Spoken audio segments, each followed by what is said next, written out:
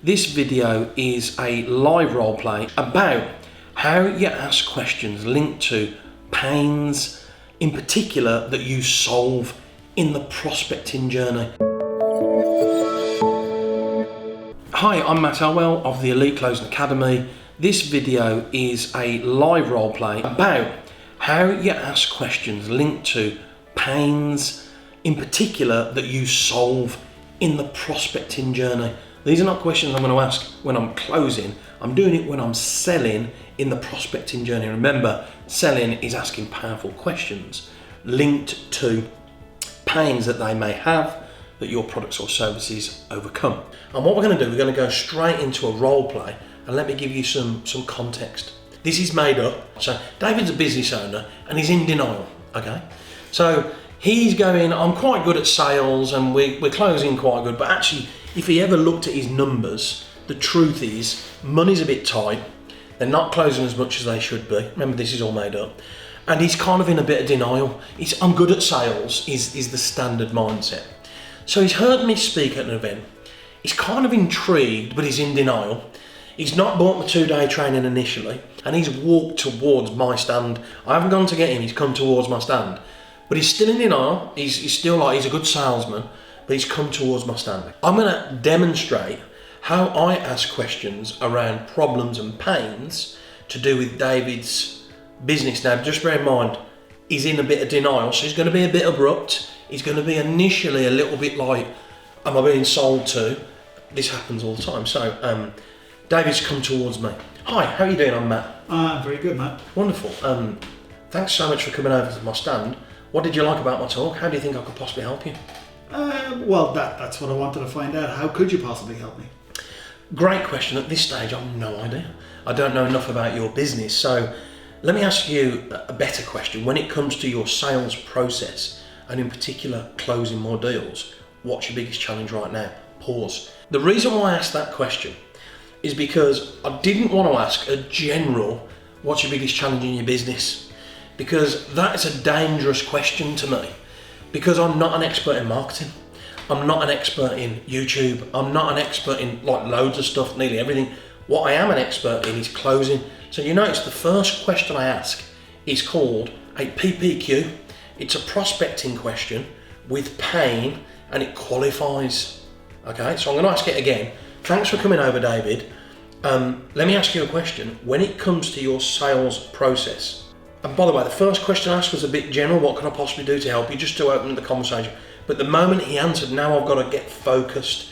So I frame what I'm amazing at by asking a powerful question that's linked to closing, which is what I do. So that's the first part of the question that David's asked is, how do we ask questions linked to pain? And this is the first thing you must do. Not ask general questions. Ask honed, framed questions. So I'm going to go back into the role play. Firstly, thank you so much for coming over. When it comes to your sales process, and in particular, closing deals, what's your biggest challenge right now? Getting people over the line. Thank you. Getting people over the line, big challenge, understand. What else? Getting people in the door in the first place. Pause. So now I have two. Now, just so everybody knows, the first time somebody answers you a question like that, it'll often have what we call a deferred truth in it. So it will be truthful. And yours was getting people over the line, I think. Yeah. So, okay, thank you. What else is such a powerful question? Because it now have to think, oh shit, what else? Now, most salespeople go in on the first thing. So I'm going to give you an example of terrible selling. Okay, here's an example of terrible selling. So when it comes to your sales process, in particular closing, what's your biggest challenge right now? Getting people over the line. Well, you see, we've got a product about getting people over the line, and let me tell you what you get. So you come to our 2-day training, and at the 2-day training, we'll tell you exactly how to get people over the line. Yeah, that's not for me. So this is called features and benefits sales. And this is what people do. The moment they get a glimmer, just a scintilla of light, they're like, bang, I've got to, and then salespeople jump all over you, and it doesn't feel good. And this is exactly the same. So this is why you need to be armed with what else. So the first answer was getting people over the line. Thank you. I understand that getting people over the line is a challenge. That's me confirming that I understand. It's empathy. Okay. Empathy is good, but not too much. It's good at this stage. Great. What else? Getting leads in the first place. Now I've got 2. Now look what I do with the 2. So firstly, thank you for giving me those 2 answers. Out of getting somebody over the line and getting leads in the first place, out of those 2, which one bothers you the most? Getting them over the line. So now I'm going to get this out of the way, and I'm going to focus on getting them over the line, which interestingly is linked to closing. So now I know that this is some kind of problem for David, the business owner who's approached me. Now what I've got to do, before doing features and benefits on this, I've got to understand it. So at this stage, I'm not looking to close David now. I'm now looking to hone in and punt him. So it's really important I just ask questions that enable me to understand the truth. I don't want to use any assumption. I don't want to use generalisation. I don't want to use presumption, because if I presume to know what your business is challenged by, if I presume to know or assume that I can answer all of your problems without ever understanding your problems, how do you think it's going to make you feel? Not good. The moment people try and assume or presume to know us, that's when there's a problem. So let's get back on it. So again, let's throw that one away. Thank you for sharing this. When you say getting people over the line is something you'd like to work on, give me some context. How many people are you getting over the line now? A good 5 a month. 5 a month, great. So this is called data, helpful data. So 5 and up, what's the average sale price? 20 grand. Great. So you're doing 100 grand a month. Well done. That's really cool. Where would you like it to be? 250, 3. Great. So let's work on not the worst case. Let's go on 250. So you now believe you're leaving 150 a month on the table, give or take, by not getting them over the line. Do you see? I'm totally now understanding the problem. Now I've got 150 grand a month problem. I need to times that by 12 immediately. So 150 times 12, if I times it by 10, it's 1.5, times by 12 is leaving 1.8 million a year by not being able to get people over the line.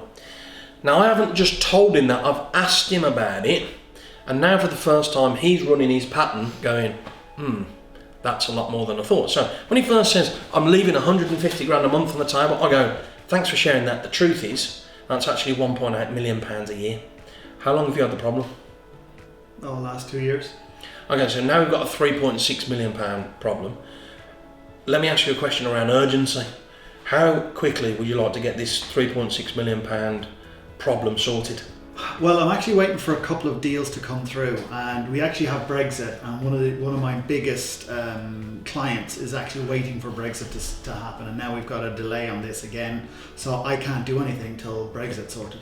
Yeah, I appreciate that, and my concern about Brexit is it could go on forever, so I'm going to chuck something in the mix. My 2-day training is £497 plus VAT. Even if it just knocked 10% of that problem down, it's the greatest decision you've ever made. How many of your staff do you want to get booked on in November? Well, it's just me at the moment. I wouldn't be putting anybody else on it. Awesome. So I don't want you to miss out. I don't want you to have that £3.6 million a year problem. My price is just $497 plus VAT for 2 days. What's the 16 digits across your card? And I'll get you booked on.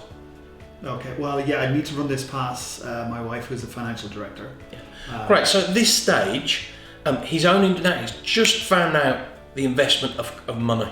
So I'm not expecting him to go for this now. What I would say, if I meet somebody with a problem this big, if I let him walk away from me now with a problem that big, I really feel like I wouldn't be serving him properly. So I am, in this instance, I am going to make sure that David's super clear that there's an opportunity to solve this, okay? However, if he does stick to the line that he's only just found out my price and he's got to involve his other business partner, I'm okay with that. I'm totally okay with that. I really am. So I'm going to carry on. Firstly, I want to say thank you for sharing everything you've shared. Of course, you've got to speak to your business partner. So while you're on, I'm just going to send this to you now. And this is going to be a 1-page email with a couple of visuals of my 2-day training. It's going to be called a written proposal. Okay, what's your email address? And I'm going to ping this over so that you've got all the information and you can send it to your business partner. Get your phone out. So now what I'd do is I would make David a written proposal. Just tell me when you've got it. Yeah, great, you've got it. And he's now got a written proposal.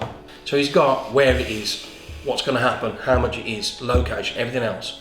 He's got I'm asking him questions around pain and urgency. This is a big problem. So, David, now you've got all the information. Yep. Just help me understand, what else would your business partner need to see that's not on that email for her to say, go for it, it's going to be the best few hundred quid you've ever spent? You got the dates on there, so price. How often do you run these?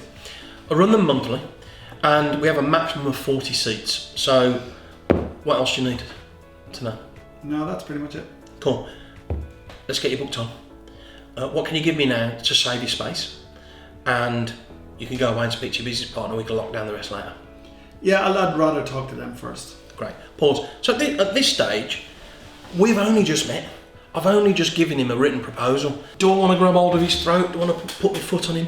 I don't, because look, the guy's got a £3.6 million a year problem, and he needs what I do. So here's how I'm going to leave it. Great. So let's lock down. I believe this is urgent. What do you think? Yeah, I'd like to get it handled. 10 is it needs to be handled immediately. 1 is you don't care. What number would you give yourself? I would say good at 8. Good 8. So my concern is, if you don't handle this and it goes on for another year, you're leaving over 5 million on the table. That's a lot of money. So now that we know it's serious, how long would you and your business partner need to decide whether a few hundred quid was worth saving you 5 million? Well, we have a meeting on Tuesday, so anytime after Tuesday would be good. Right, I can call you at 6:30 on the evening or 8:15 on Wednesday morning. Which one suits you best? Wednesday morning's better. Right, so I'm going to send you a Google Calendar now to lock that in. And there's a couple of other questions. I asked it you earlier. Just want to confirm. During that meeting, what can I give you other than what you've got there? Could be some videos. What do you need from me? So your partner says, like, let's go. Well, what sort of success have you had with other people? What a fabulous question. Massive success. On average, I increase people's business by 64% in sales over a 12-month period. What else do you think they would need to? How long have you been doing this? I believe I was born to do this, and I've been in sales since I was 15. My academy is 16 months old, and my business partner has been in this industry for 10 years. What else do you need? Where could I see some testimonials and case On my studies? landing page, I'm going to send you that now. www.eliteclosingacademy.com. You can check that out as well. There's some videos on there. If you need to speak to anybody, just come back to me. My PA will hook you up, not a problem. What else do you need? No, that's pretty much it. Yeah, well, we can go over everything on Tuesday. Amazing. Look forward to speaking to you then. Right. Just before you go, who else do you know right now who needs what we do? There's a couple of people of mine, but I'd rather go through it myself first so that I know. I'll put that on the email too. Lovely to meet you. Thank you very much. Okay, so really powerful selling is asking great questions that are linked to pains and problems that your service or product solves. Yeah. And that's the power of selling. And I think so many people get this wrong. So many salespeople just talk and tell and do features and benefits, and actually they never understand because they never ask what the problem is. Now, by the way, I actually believe that if you had a £3.6 million problem for real, I think there's a very good chance that whilst I was answering those questions, whilst I was prepared for you to speak to other people, that would have gained enough trust for you to purchase there and then. But here's the point, don't worry about it. If you've got a pipeline full of people like David, who are at different stages of the prospecting cycle, that I've got to go and have a meeting, a board of directors, speak to a business partner, whatever it might be, as long as you're keeping that pipeline flowing, they will pop up all the time as, yeah, I've had the conversation with my business partner, we're in, bang, close, move on to the next one. So having a fluid pipeline is critical. And what David and I have just done there was me following my PUNT system, asking questions around pain, urgency, need, and quantifying via measurable amounts problems. So getting data that was measurable. And once you have that, follow the system, lock down. Having a positive, clean pipeline is critical to a business. And in fact, the biggest threat to SMEs, to experts, to investors is relying on just 1 or 2 opportunities. And when your pipeline dries up, it's like being in a desert with no water. You're going to find a lot of problems.